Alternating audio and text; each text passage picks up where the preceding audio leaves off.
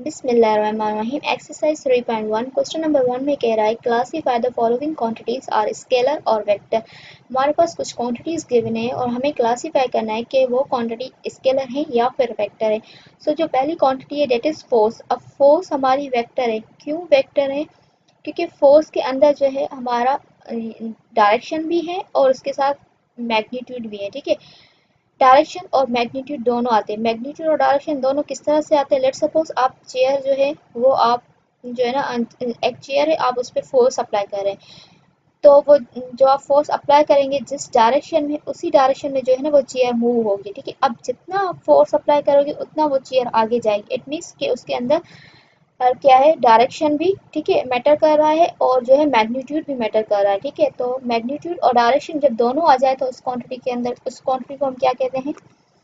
Vector कहते हैं। ठीक है, मैग्नीट्यूड और डायरेक्शन। ठीक है, और इन अदर वर्ड्स अगर हम फोर्स को डिफाइन करें कि वो वेक्टर क्वांटिटी क्यों है, क्योंकि वो दो क्वांटिटीज की प्रोडक्ट है। ठीक है, अब दो क्वांटिटीज कौन सी? एक मास और एक्सेलरेशन। ठीक है, मास जो है स्केलर है और एक्सेलरेशन हमारी वेक्टर है। ठीक है, वो आगे इसमें गिवन है, वो वहाँ पे हम एक्सप्लेन करेंगे कि मास स्केलर क्यों है और एक्सेलरेशन वेक्टर क्यों है।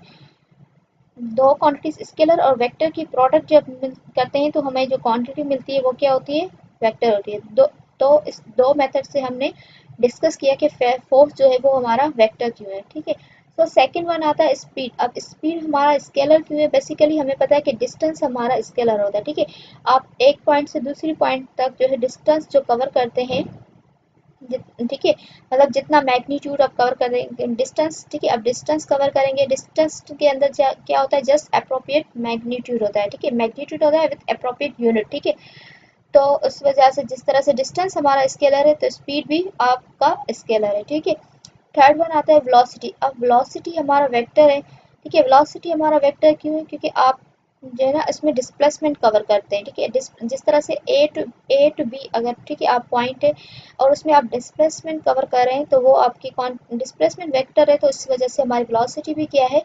वेक्टर क्वांटिटी है। उसके बाद एरिया। लेट सपोज आपको ये वाला एरिया मतलब एक पीस से, ठीक है, लैंड का या किसी भी चीज़ का, पेपर का आप पीस ले रहे हो, अब इसका एरिया फाइंड करना है। ठीक है, तो अब एरिया फाइंड करने के लिए आपको किसी भी डायरेक्शन की ज़रूरत नहीं होती क्योंकि आपके पास रुका एक जो है ना स्पेसिफिक एरिया होती है। ठीक है, तो उस वजह से वो क्या एक स्पेसिफिक क्या होता है? वो मैग्नीट्यूड होता है किसी भी मतलब ज़मीन का। ठीक है, अब टू इतनी ज़मीन है कि उसका मैग्नीट्यूड होगा तो आप उसकी एरिया फाइंड करेंगे तो उसमें क्या होगा? वो स्केलर हो जाएगी। उसके बाद है एक्सलेरेशन। अब एक्सलेरेशन हमारे वेक्टर क्यों है? जब आप मार्कर को फेंकते हैं, ठीक है, किसी भी स्टूडेंट की तरफ, ठीक है, तो कितनी तेज़ी की तरफ फेंकेंगे? ठीक है, तो आप जो फेंक रहे हैं मार्कर को किसी भी पर्टिकुलर स्टूडेंट की तरफ, मीन्स अपने डायरेक्शन जो है ना वो पॉइंटेड कर दिया है मार्कर का फेंकने का टू द स्टूडेंट। ठीक है, तो उस वजह से हमारी एक्सलेरेशन भी क्या हो गई? ये वो वेक्टर हो गई। ठीक है, हम अक्सर हम क्लास में देखते हैं कि कभी टीचर जो है वो मार्कर जो है ना वो यूं फेंकता है स्टूडेंट की तरफ। ठीक है, तो उसने पहले डायरेक्शन माइंड फोकस किया, उसके बाद उसने मार्कर को फेंका, तो एक्सेलरेशन में हमारा डायरेक्शन रिक्वायर होता है। ठीक है, तो ये हमारी वेक्टर हो गई। उसके बाद वेक्टर वर्क है। ठीक है, वर्क स्केलर क्यों है? अब कोई काम है, ठीक है, काम कितना करना है?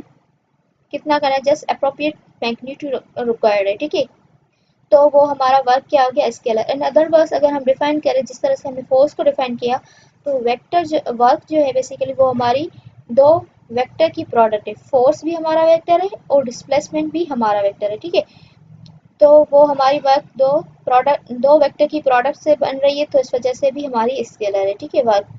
Then volume. अब वॉल्यूम हमारा स्केलर क्यों है? क्योंकि इसके अंदर लेंथ, ब्रेथ और हाइट होती है, इन तीन की प्रोडक्ट होती है। ठीक है, लेंथ भी हमारी जस्ट एक मैग्नीट्यूड है, ब्रेथ भी हमारा मैग्नीट्यूड और हाइट भी हमारा मैग्नीट्यूड, तो इसमें कोई भी डायरेक्शन रिक्वायर नहीं है, तो इस वजह से ये हमारी स्केलर क्वांटिटी हो गई। वेट हमारा वेक्टर है क्योंकि इसके अंदर भी हमारा ग्रेविटी आता है और ग्रेविटी का डायरेक्शन होता है। ठीक है, अगर डाउनवर्ड है, ठीक है, तो पॉजिटिव होती है 9.2 और 9.8, अगर नेगेटिव होती है तो अपवर्ड होती है तो नेगेटिव होते हैं। ठीक है, इस वजह से मतलब ग्रेविटी का डायरेक्शन होता है तो वेट का भी डायरेक्शन रिक्वायर होगा। ठीक है, कि हम जो वेट लगा रहे हैं कि वो किस डायरेक्शन में होगा। सो इस वजह से जो है ये हमारी वेक्टर क्वांटिटी हो रही है, वेट।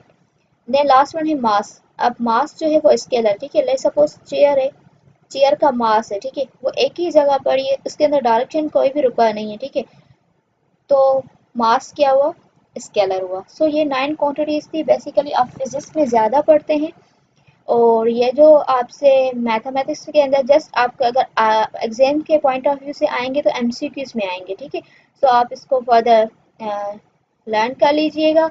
और ये सिंपल क्वांटिटीज थी जिसको हमने आइडेंटिफाई किया कि आइदर वो स्केलर है या फिर वेक्टर है। अल्लाह हाफिज़।